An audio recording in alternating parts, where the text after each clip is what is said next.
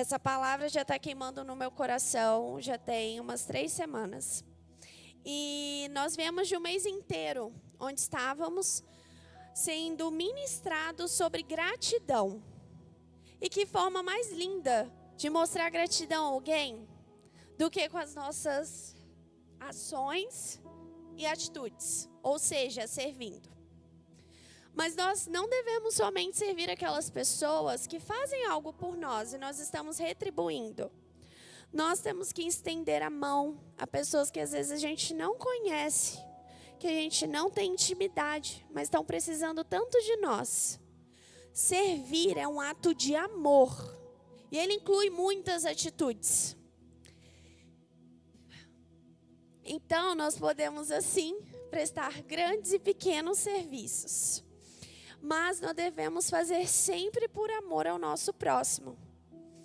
E como podemos demonstrar a nossa servidão a Deus? Como nós servimos a Deus? A gente serve quando a gente obedece os mandamentos do Senhor, as ordenanças do Senhor e os princípios do Senhor.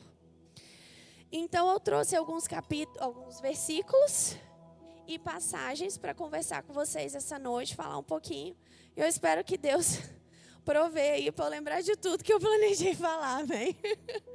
Então, primeiro nós vamos lá em Mateus, capítulo 20, do 25 ao 28. Minha voz está muito estridente? Tá lindo, né, amor? Ai, que bom, amém.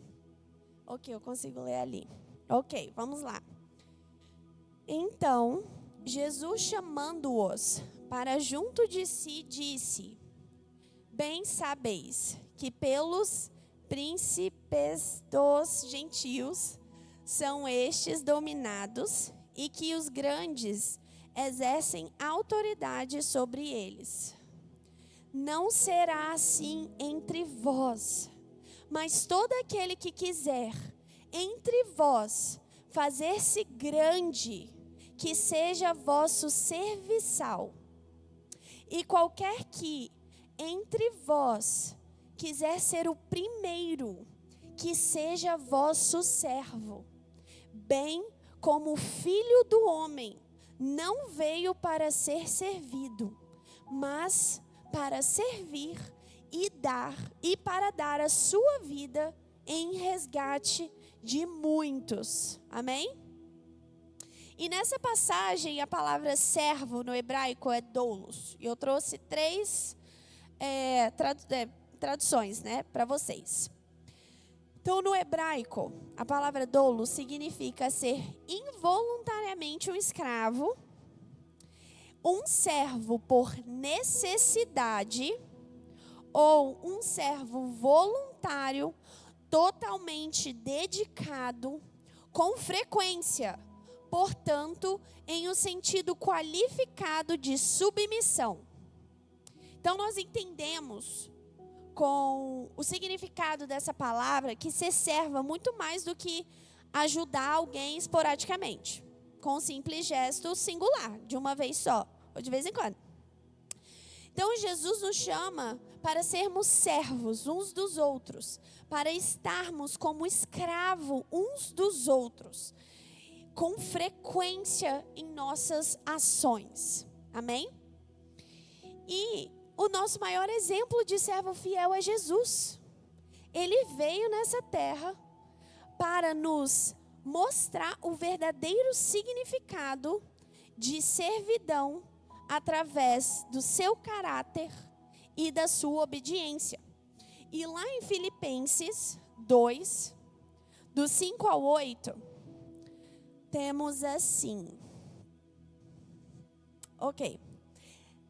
De sorte que haja em vós o mesmo sentimento que houve também em Cristo Jesus, que, sendo em forma de Deus, não teve por usurpação ser igual a Deus, mas aniquilou-se a si mesmo, tomando a forma de servo, fazendo-se semelhante aos homens. Achado na forma de homem, humilhou-se a si mesmo, sendo obediente até a morte e morte de cruz. Amém?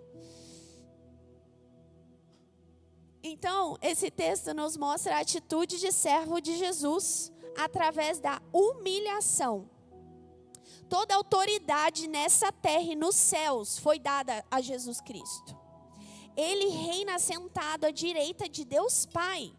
A ele estão sujeitos todos os anjos, todo o poder, toda a autoridade, toda a glória. E mesmo assim, com tudo isso, ele se esvaziou. Ele se despiu dos seus atributos de Deus e veio nessa terra como servo, à nossa semelhança, para nos servir, para nos salvar, sem que ao menos nós merecêssemos. E eu te pergunto, você morreria por um irmão seu que adulterou? Você iria para o inferno no lugar de uma pessoa que pecou? Eu não, gente. Eu tô aí, salvação é única. Se meu marido também não pode fazer nada, não é único, né? A gente é sozinho. Então nós não faríamos. Nós cuidamos primeiro do nosso. E Deus mandou o seu único filho para passar por isso, por nós. Ele foi tão obediente e serviu com tanta excelência até a morte de cruz.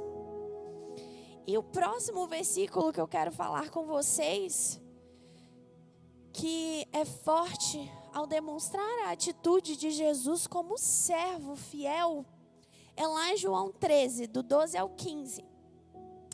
Nessa passagem, um pouquinho antes do que eu vou ler, eles tinham acabado de ceiar. Jesus e os seus discípulos tinham acabado de ceiar. Desculpa, gente. Eles tinham acabado de ceiar e Jesus sabia que o seu tempo estava próximo de voltar junto ao Pai. E ele também sabia que um dos seus discípulos iria traí-lo. E ele já sabia tudo que ele ia passar. Mas mesmo assim, após a ceia, Jesus se ajoelha. Ele se ajoelha humildemente, honrando aos seus discípulos e lavando-lhe os pés antes que ele partisse. Thank you. Abri ali, mas não posso tomar muito também, senão vou querer ir no banheiro no meio da pregação. Então, gente, ele teve essa atitude maravilhosa com seus discípulos, honrando-os. E logo após, lá em João 13, do 12 ao 15, diz assim: depois que lavou-lhe os pés e tomou as suas vestes e se assentou outra vez à mesa, disse-lhes: entendeis o que vos tenho feito? Vós me chamais de mestre e senhor, e dizeis bem, porque eu o sou. Ora, se eu, senhor e mestre, vos lavei os pés, vós deveis também lavar os pés uns aos outros. Porque eu vos dei o exemplo, para que, como eu vos fiz, façais vós também. Amém? Então isso é ser um verdadeiro líder. Jesus é o maior exemplo de liderança que já existiu. Ele não veio aqui nessa terra, simplesmente chegou aqui, mandou um monte de gente fazer um monte de coisa, só falou, faz isso, faz aquilo, obedece o que eu estou dizendo, e foi-se embora, como se recado dasse, fosse recado cumprido. Não. Ele veio, ele fez, ele nos mostrou como fazer. E então pediu para que fizéssemos. Porque se ele é mestre, ele é senhor, e ele fez, nós não temos desculpa para falar não. E outra coisa que é muito importante que a gente entenda sobre esse versículo essa noite, é que independente do título, da autoridade ou do poder que uma pessoa aparentemente tem, entendam que quanto mais responsabilidade, mais aquela pessoa serve. Às vezes parece que é o contrário. Por exemplo, estou aqui essa noite, foi me dada autoridade pelo meu pastor para que eu pudesse estar trazendo a palavra e ministrando essa noite para vocês. Estou aqui como serva. Eu estou aqui como instrumento do Senhor para que o Espírito Santo haja através da minha vida. Porque parece que não, mas é bem difícil. Né? E é a primeira vez. Se eu fosse falar que é a posição mais confortável do mundo para mim, não. Talvez um dia eu não sinta tanta pressão. Mas eu estou como serva. Eu já questionei ao Senhor. Pai, why me? E mesmo após essa autoridade ter sido me ortogada, eu ainda assim não me sentia digna. Só que eu sei que foi o que Ele pediu para eu fazer. E eu estou sendo serva fiel e obediente. Então nós não devemos ter na nossa cabeça que aquele que está numa posição de autoridade, ele na verdade tem que ser servido. Não. Essa pessoa que serve vocês. Hoje vocês estão recebendo do Senhor. Talvez amanhã, na semana que vem, se Deus quiser, em nome de Jesus, vocês estarão sendo ferramenta na mão dele. E é importante que vocês entendam que quanto mais ele te der o poder, ele te der autoridade, ele te der o título, mais você tem que entregar. Porque antes de receber, a gente entrega. A gente não recebe primeiro e depois a gente dá, não. A gente entrega primeiro e depois a gente recebe. E é isso que Jesus veio nos ensinar. Mas, Tainá, por que eu tenho que servir ao reino de Deus? Por que eu tenho que servir na igreja? Por que eu não posso, ajudar lá umas pessoas aí e tal? Faço minha parte, eu sou uma boa pessoa. Porque, gente, antes de você nascer, Deus tinha uma tarefa para você. Ninguém nasceu à toa. Lá em Jeremias 1:5 diz: antes que o fizeste no útero de sua mãe, eu o escolhi.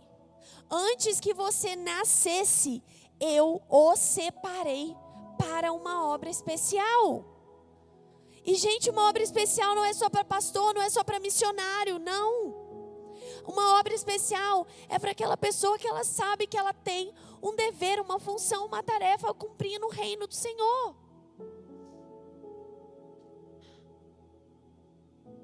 Amém?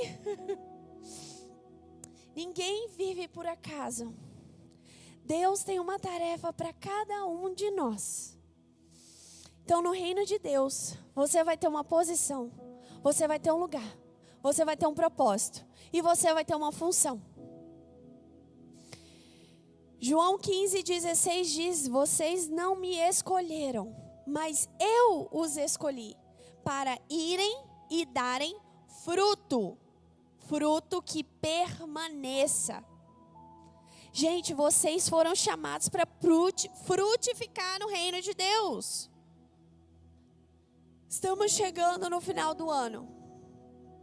Quantos de vocês fizeram uma meta financeira para ser alcançada em 2024? Gente, vocês não fizeram, faz, porque tem que fazer. Nós temos que ter meta, não é não? Às vezes não é financeira, às vezes é uma casa, né? Às vezes é uma viagem dos sonhos, às vezes é seu casamento. Mas nós fazemos meta que queremos alcançar para o próximo ano. Mas quantos de vocês traçaram a sua meta ministerial para o ano de 2024? Alguém? Alguém? Yes! Fruto que permaneça.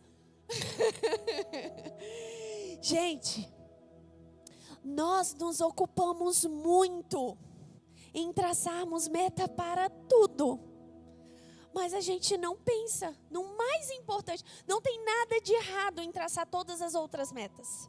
Mas a primeira é a do reino de Deus.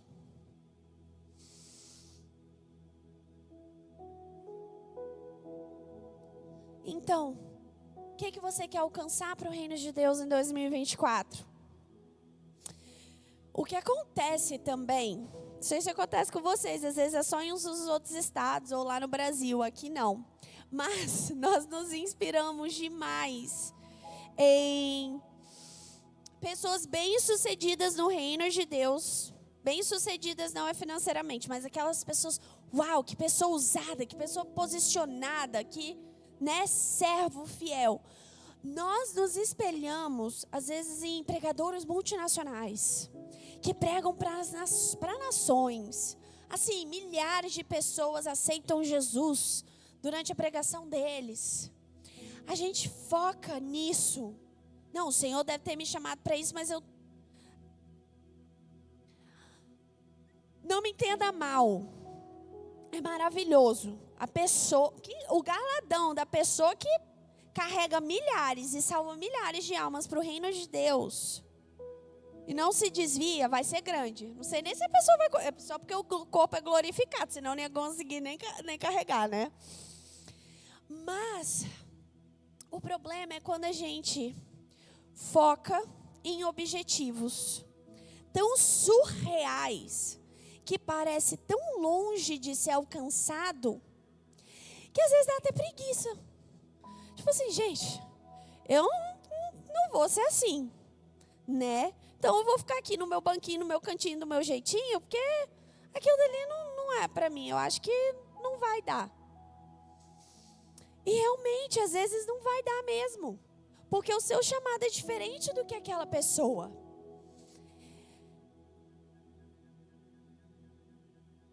O que acontece? Quando a gente foca em objetivos tão longes da nossa realidade, pode ser tão distante que a gente desiste antes de chegar lá. Então também, como na nossa vida hoje, se você ganha $5.000 por mês, você vai colocar que seu objetivo é ganhar $100.000 por mês ano que vem? Não. Você vai ganhar se é 5, você vai colocar pelo menos em uns 10, né? Vão ser legal. Por quê? Porque é um passo, outro passo, é outro passo. Imagina hoje, eu estou fazendo a minha primeira pregação. Provavelmente não vai ficar, né? Não sei, vamos ver depois, eu não sei nem se eu vou me assistir. Mas imagina se minha meta para o ano que vem fosse estar aqui pregando para 10.000 pessoas. Gente, eu estou passando a carroça na frente do boi. Eu quero ver se ano que vem eu consigo pregar para vocês uma vez por mês. Eu já vou estar contando a minha vitória. Então, nós temos que traçar também metas alcançáveis. Porque às vezes a gente esquece do que a nossa igreja local está precisando. Às vezes você não se liga que tem um líder que já passou pelo curso de líder de GC e que está precisando de um lar. Ele está precisando de um lar. Porque ele divide casa, a gente sabe como que é a América, né? A gente divide casa com... Desculpa, gente, paciência comigo. Com um monte de gente, então aquela pessoa, ela está doida para transbordar de Jesus, né? Na vida de pessoas. Mas não tem uma casa. E você tem um lar disponível. Seu lar está disponível toda terça, Tem um dia da semana que está disponível. Então, às vezes, tem um GC só esperando o seu posicionamento para frutificar. Você se esquece que o ministério que vai gerar os nossos pastores, os nossos músicos, a nossa igreja do futuro, que é o ministério do Kids, precisa desesperadamente de pessoas para pregar a palavra de Deus para os pequenininhos.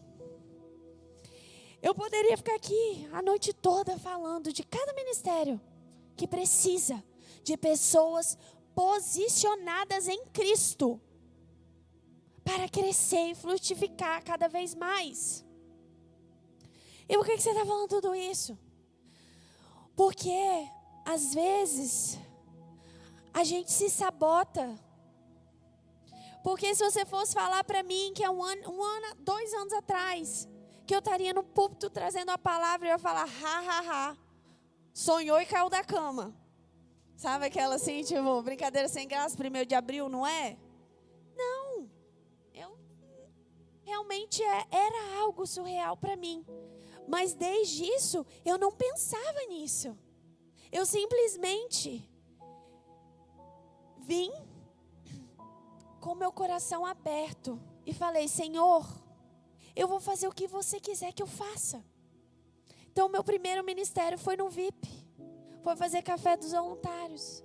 Depois participei um pouco do Welcome. Depois aqui, depois ali, depois... Menino, quando eu fui ver, só não participei do Kids. Eu falava pra Aline, I'm so sorry. A minha já é, já é difícil. E as coisas foram acontecendo. Jesus foi trabalhando na minha vida. Jesus foi me capacitando. E é importante que vocês entendam isso e se questionem se o motivo de vocês não terem dado esse passo ainda é porque você mesmo está se sabotando. Amém? Meus lindos, minhas lindas, o reino de Deus precisa de você. Ei, o que você carrega ninguém mais tem. O que Deus depositou em você, só você tem. O reino de Deus está desesperado, te esperando. Esperando que você se posicione. Esperando que você entregue o que Deus depositou na tua vida. Porque Ele não chamou a gente para ser telespectador. Ele chamou a gente para frutificar. E frutos que permaneçam. Não fique vagando aí nessa vida, nessa terra, sem cumprir seu propósito. Porque o seu propósito é o mais importante que você carrega. Não importa quanto você tem na sua conta bancária. Não importa se você tem 1, 0, 5 casas. A única coisa que você vai levar para o céu são pessoas. Você não vai levar seu dinheiro, sua casa, seu carro, não vai levar nada disso. A única coisa que você leva para o céu são pessoas. Então, entenda, que se você não se posicionar, tudo que Deus depositou dentro de você vai ser para nada. Porque você é único, você é especial, você tem uma função. E as coisas iriam ser sobrenaturalmente melhores com a sua participação. É claro, Deus é todo poderoso, Ele vai fazer acontecer, sem dúvidas. Mas, gente, não existe recompensa melhor do que ser chamado servo fiel de Deus. Amém? Deixa eu beber mais uma água. Ok. Let's go. Gente, que hora... tá ali. Mas passei ainda não. Meus lindos, não se preocupa, porque Deus vai te capacitar para você cumprir seu propósito. Você não precisa se preocupar com isso. E esse versículo, eu queria que vocês lessem comigo com voz de profeta. Tipo, pisando na cabeça da serpente, ok? Profetizando, amém? Que é Romanos 12, do 4 ao 8. Só para ver se vocês estão acordados, gente. Então vamos. Porque assim como em um corpo temos muitos membros, todos os membros, assim nós que somos muitos, somos um só corpo em Cristo, uns dos outros, de modo que diferentes dons segundo a graça.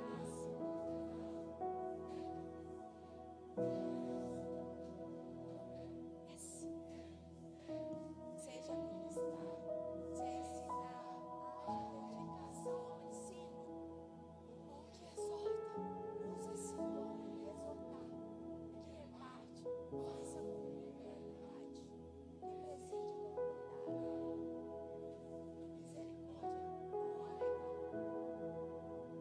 Amém? Gente, Deus nos dá cada um uma tarefa para cumprir, mas Ele não nos abandona nela. Ele libera sobre nós e nos capacita com os dons espirituais. Então aquilo que o Senhor tem para você cumprir, Ele já liberou sobre a sua vida. Todos os dons que você precisa para exercer essa sua função com excelência. Então os recursos e as ferramentas já foram liberadas sobre você.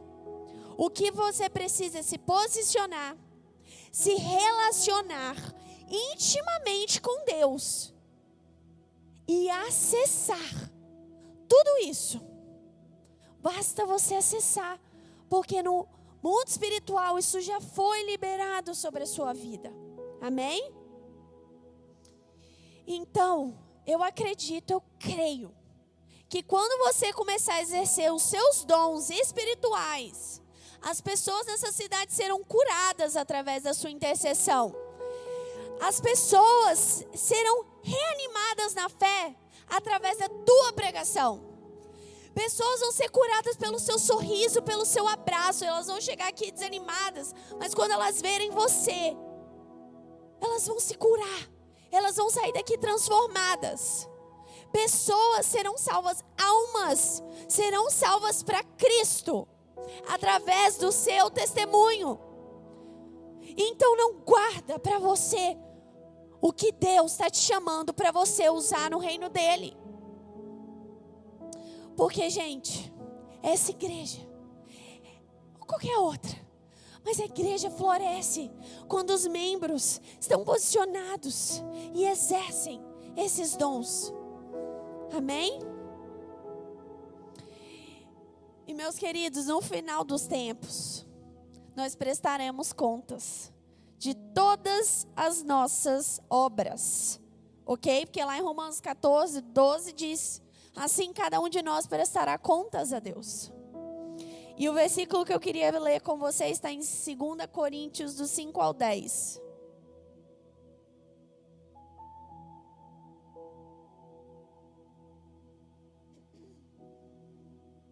Porque todos devemos comparecer ante ao tribunal de Deus, de Cristo, para que cada um receba segundo o que tiver feito por meio do corpo, ou bem ou mal. Amém? Suas obras praticadas. Na minha versão diz: receba de acordo com as obras praticadas por meio do corpo. Amém? Então no final da sua vida você vai lá ficar perante a Deus. E Ele vai avaliar todas as suas obras feitas. Imagina você diante de Deus. Fala: mas Senhor, eu estava muito ocupado com o trabalho, Pai. Ai, Senhor, é porque eu estava planejando minha aposentadoria, sabe? Senhor, eu estava aproveitando as bênçãos que o Senhor liberou sobre a minha vida e acabou que passou. Senhor, Senhor, Senhor. Gente, todas essas desculpas não valerão nada. Sabe o que Deus vai falar? Não, errada a sua resposta. Eu te salvei. Eu te criei, eu te salvei, eu te chamei e eu liberei sobre você tudo o que você precisava para frutificar no meu reino. E mesmo assim, você só se importou com seus objetivos pessoais. I'm so sorry. Não vai rolar.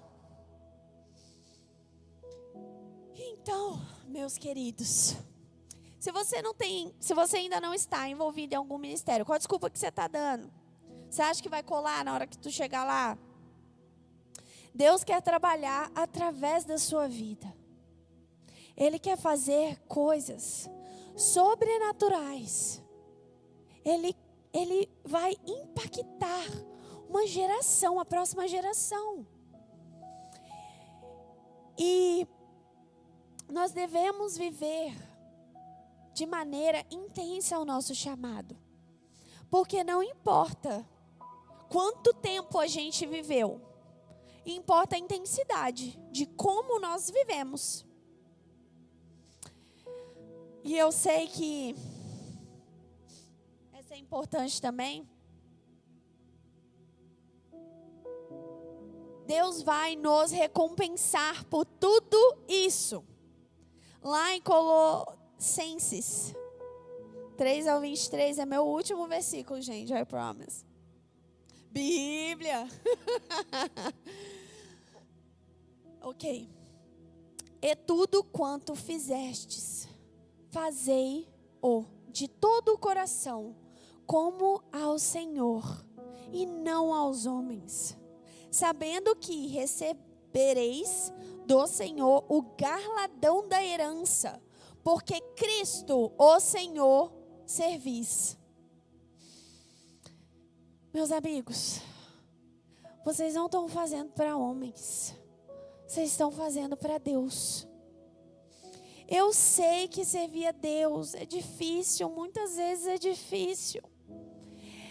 Eu sei que toma tempo, que às vezes estamos tão exaustos, que a gente não sabe nem como que a gente vai aguentar. Eu sei que muitas vezes parece que a gente não vai ter tempo de fazer nada, mais para nada. E aí a gente vai enrolando e deixando para lá. Mas o Senhor, não me pergunte como, Ele faz, Ele multiplica nos tempos. Parece que a minha vida tem 48 horas por dia, não tem não, tem 24, igual todo mundo. Mas é multiplicado. E o meu coração, ele vive cheio. Porque o sentimento de propósito cumprido, eu acordo todo dia cheia. Porque eu sei que tem aí minhas qualificações, minhas coisinhas. Tem muito que melhorar aqui para frente, que me aperfeiçoar. Tenho também. Mas eu tenho senso de propósito cumprido. E isso não tem preço. E só entende quem vive isso. Porque você fala para os outros, parece que é meio coisa de doido mesmo. Como seu dia tem 48 horas, você aguenta fazer tudo quando você está assim? Mas, gente, não sei como não. Aguento, estou cansada. Mas eu sou mãe também, né? Grávida, então. Cansada, cansadinha, exausta. Eu nem sei mais a diferença dessas. Então, é muito forte. E quanto mais você está caminhando, e você está prestes a romper, a sua realidade começa a ficar um pouquinho caótica. E é nessas horas. Gente, quando o trem começa a pegar lá em casa, eu falo, é agora, alguma coisa vai acontecer. E é coisa boa. Porque o inimigo sabe quando tem alguma coisa na nossa vida espiritual para romper. E aí os trem dá uma desembolada que acho que até o inimigo fica, nossa, eu não achei que eu atingi eles tão bem não. E a gente não fraqueja. E quanto mais a gente está firme, eu e meu marido, a gente olha um para o outro, tipo, amor, como que a gente aguentou essa semana? É sobrenatural. Então eu sei que, não, mas para você é muito fácil. Não é. Pode parecer que é fácil, mas não é. Eu pensei em finalizar. Meu marido falou, mas você vai dar o mesmo testemunho que eu. Eu vou falar um pouquinho desse testemunho. Eu tenho 15 minutos, vai dar certo. Eu vou falar um pouquinho do meu ponto de vista. Meu esposo, no último culto, ele falou um pouquinho do nosso testemunho. Um deles, que a gente tem. Hoje eu tenho um testemunho para contar do meu dia de hoje. Mas é o dia que eu servi com mais excelência na minha vida. E algumas pessoas, assim, eu já conversei sobre, mas eu nunca expus, assim, tudo que eu passei. Quando a nossa filha tinha 8 meses, nós fomos viajar. Ela estava passando mal, mas ela tinha tomado vacina, estava com febre, a gente achou que era coisa da vacina. Quando a gente chegou em Boston,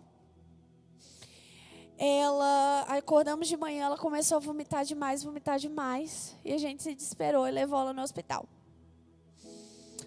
Quando nós chegamos no hospital, passou algum tempo lá, os médicos falaram que ela estava com RSV, uma virose respiratória que se transformou numa bronquiolite. E foi tudo muito rápido.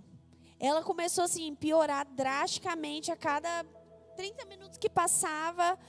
Eles tinham que se apressar e fazer alguma coisa nova, uma coisa extra, uma coisa nova, uma coisa extra. E era assim, não, colocamos esse respirador, dava 30 minutos, não, o oxigênio dela caiu, tem que aumentar. Não, tem que...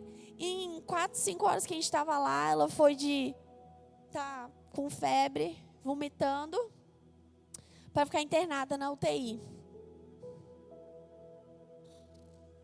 Eu vou conseguir. E eu já tinha visto um vídeo de uma menina, uma neném. A mãe tinha postado sobre essa virose. E eu conhecia ela e ela tinha perdido um filho para essa virose. Então, na hora que eles falaram que era ela, eu preferia que ele tivesse falado Covid. Eu fiquei bem impactada. E as coisas foram desenrolando muito rápido. Eles não conseguiam achar a veia dessa menina, gente. Eles furaram o bracinho dela todo. E ela olhava para o meu esposo e ficava... E toda assim presa, porque ela ficava tentando tirar as 10 mil coisas que estavam agarradas nela. E eu estava simplesmente, eu não conseguia comer, eu não conseguia respirar, eu só conseguia chorar, eu estava desesperada. Cada hora que entravam lá, eu perguntava, mas ela vai ficar bem agora, é o máximo? Eles não falavam nada. Então aquilo me apavorava mais, porque quando o médico ele não te dá nenhum não, é porque eles não podem. Porque o trem estava tão feio, que se eles falassem alguma coisa para mim, depois eu ia lá cobrar deles. Então eles não falavam nada. Então aquilo era aterrorizante. Tipo assim, eu não sei. Eles não falavam nada. Só tipo assim, tem que ficar observando. E tudo foi progredindo muito rápido. Até que eles conseguiram colocar tudo nela. Ela chegou ao nível máximo de oxigenação antes da intubação. E eles falaram que se ela tivesse mais uma queda de oxigênio, ela teria que ser entubada. Então, aquele era o penúltimo. E naquela hora, a gente conversou com a pastora, com o pastor. Ela convocou o grupo de intercessão. A pastora Aline falou com o pastor lá de Boston. Gente, foi assim, uma comoção. Para a honra e glória do Senhor. Porque a gente estava com muito medo disso acontecer. E aí eles falaram para eu tentar dar um líquidozinho que vendia na farmácia para ela. E aí eu falei, amor, isso já era de noite, a gente indo para lá umas 10 da manhã. Eu não tinha comido nada. Eu não estava bebendo água. Eu não tinha nem reação para nada mais. E aí eu falei, amor, deixa eu ir. Talvez se eu ver uma rua, alguma coisa assim, né? Me dá um ânimo de novo. Só que Deus tinha me incomodado. E quando eu cheguei na farmácia, eu soube por quê. Ele falou, vai lá comprar um teste de gravidez. Eu tô tomando remédio, tô doido. Minha filha tem 8 meses. Fui lá e comprei o teste. Eu não tinha falado nada com meu esposo ainda antes de eu sair. Mas já fui na segunda injeção. Então eu cheguei, dei o líquidozinho para Sossô. E aí eu fui no banheiro e fiz o teste de gravidez. Deu positivo. Gente, vocês não imaginam um misto de sentimentos. E quando eu vi lá sozinha no banheiro, eu pensava, Senhor, o Senhor não ia estar me mandando uma criança e me tirar outra. Eu sei que o Senhor não faria isso. Então essa criança que está agora no meu ventre, eu preciso comer. Porque eu estou gerando outra. Eu não posso fazer isso comigo. Eu preciso comer. Eu preciso tomar uma água. Então aquilo começou a me dar um senso de me cuidar. Porque eu tinha outro que eu também deveria me importar. Antes eu não estava nem pensando em mim, porque eu só queria focar na Sossô. E aquilo foi muito forte comigo. E aí eu voltei, eu contei pro meu esposo e ele. Eu rio ou choro? Pode rir um pouquinho. Ele, Nossa, é estranho, né? Porque a gente tava... Sou daquele jeito. Só que no fundinho, a gente, né? No fundo, assim, do nosso coração, aquilo começou a dar um ânimo. Sabe, tipo uma luz no fim do túnel? E aí eu fui lá e comi alguma coisa, comecei a me importar um pouquinho mais comigo.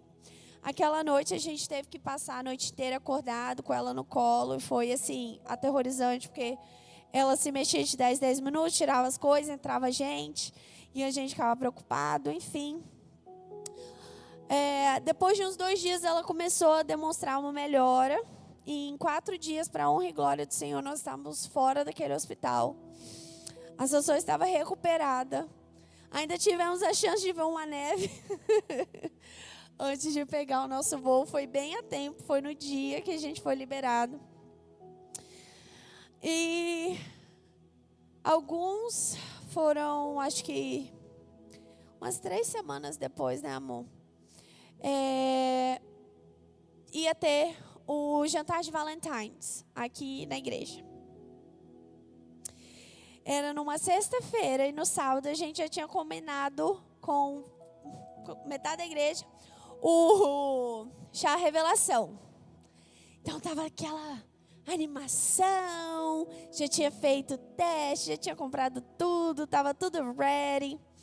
E eu combinei com as meninas de vir na sexta de manhã, na sexta depois de uma consulta médica minha. Combinei com elas de vir. Então eu fui no médico de manhã com meu esposo pra gente ver o nenenzinho. E assim que a médica começou a fazer o ultrassom, ela falou: eu acho que você está abortando. E aquilo dali foi... A gente não conseguia acreditar que a gente estava passando pelo aquele pânico de novo em menos de um mês. De perder uma criança, de perder um filho. De passar por esse desespero.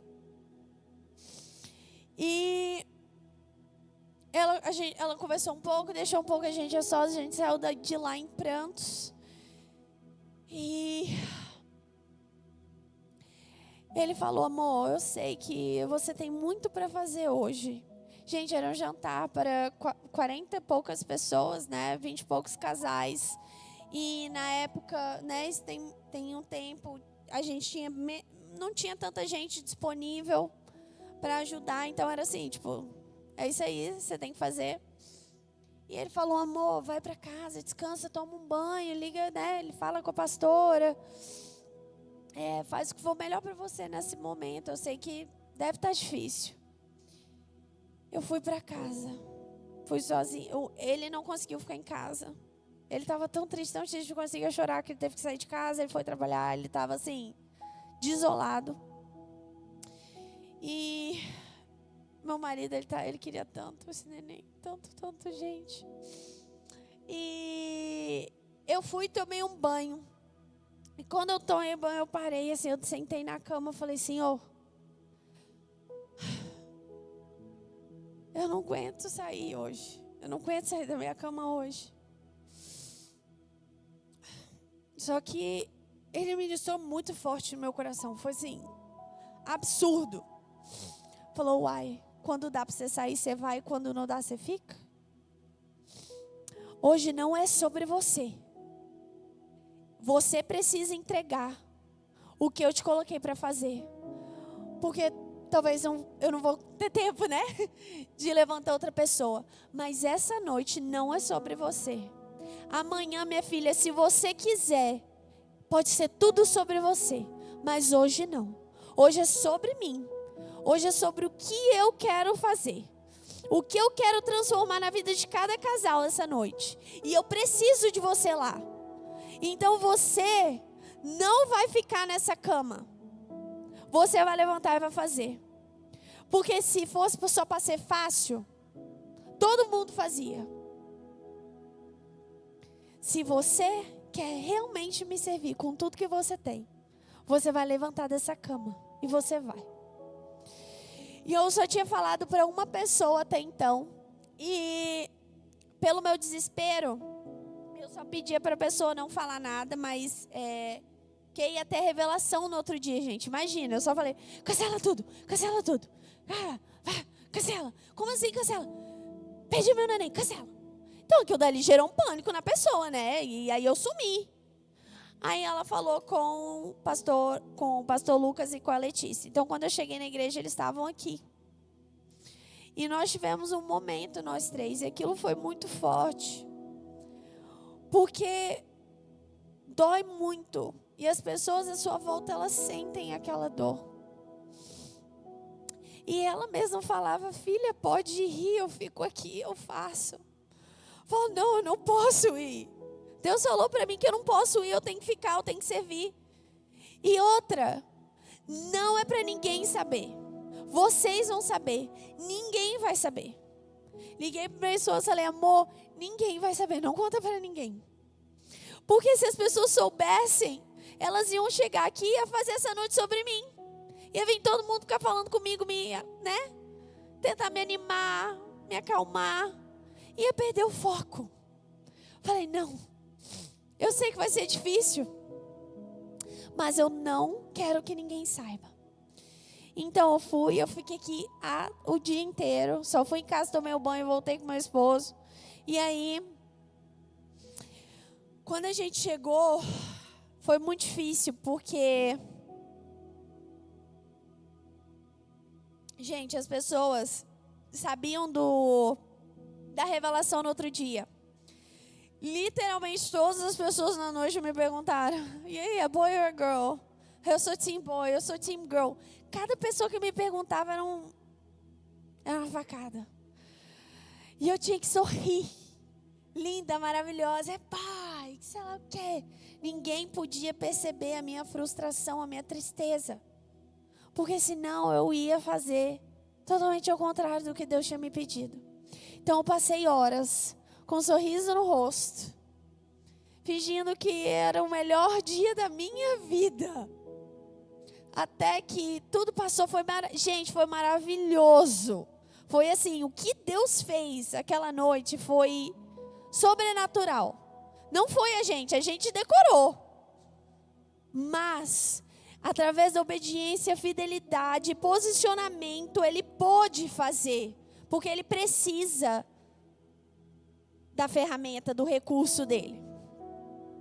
E então, quando já tinha tudo acabado, eu sabia que eu ia ter que falar com as pessoas. Depois eu achei que eu ia chegar em casa e ia mandar uma mensagem. Porque no outro dia era um negócio, né? Na hora do almoço eu tinha que avisar. Resolvi dar uma rosa na mão do meu esposo para ele fazer uma declaração. Gente, ele pegou a rosa já chorando horrores. Ele deve ter pensado, agora eu posso. Eu posso, assim, tirar isso. Porque querendo ou não, a gente quer colocar para fora. E aí ele já estava chorando e não se aguentou, e aí contou, e aí foi aquela comoção toda. Mas o que Deus tinha que fazer, Ele já tinha feito. Ele já tinha feito.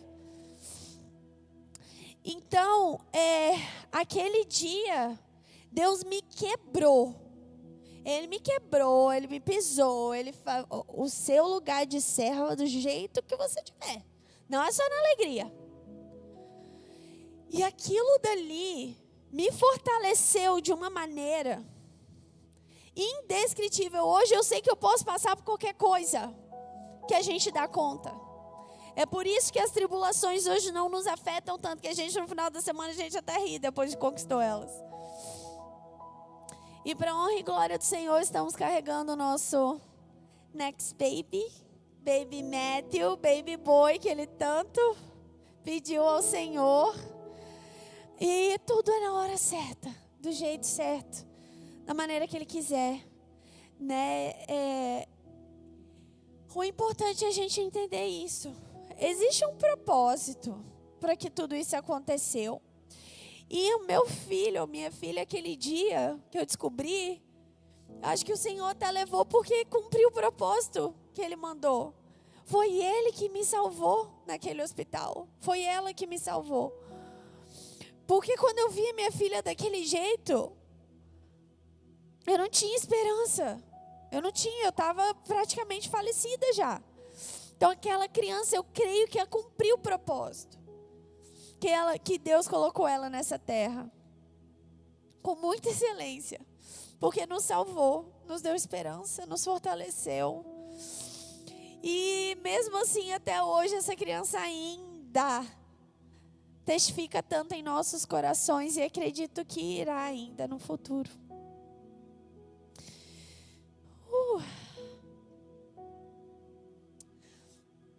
Agora é isso.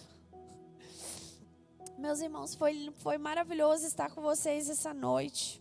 Sei que eu passei aqui 2 minutos já, vou terminar agora. Eu gostaria de orar com vocês. Amém? Vamos ficar de pé.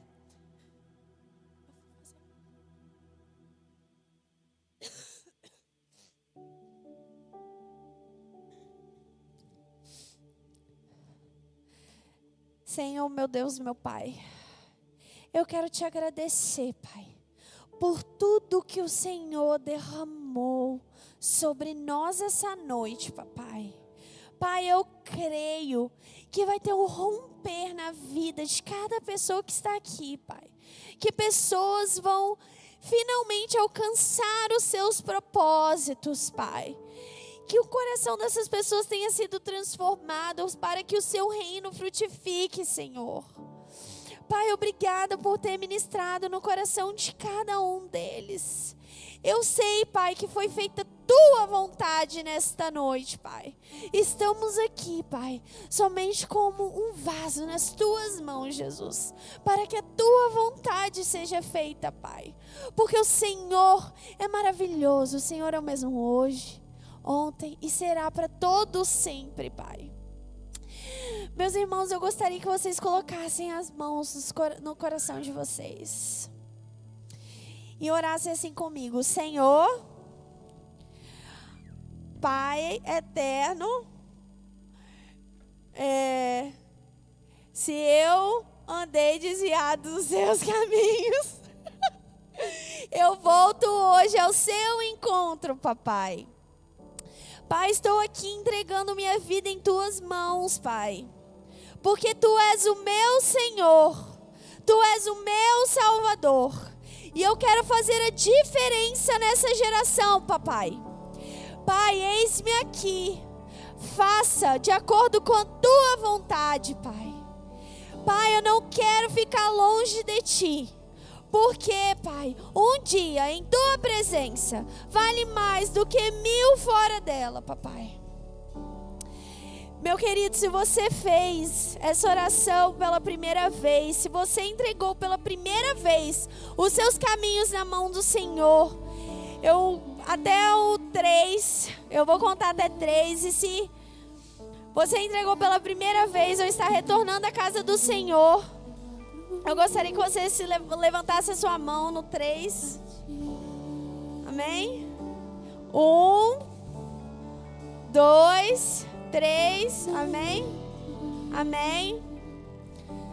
Meus queridos, vocês estão entregando a vida de vocês nas mãos do Senhor. O meu coração pra ti.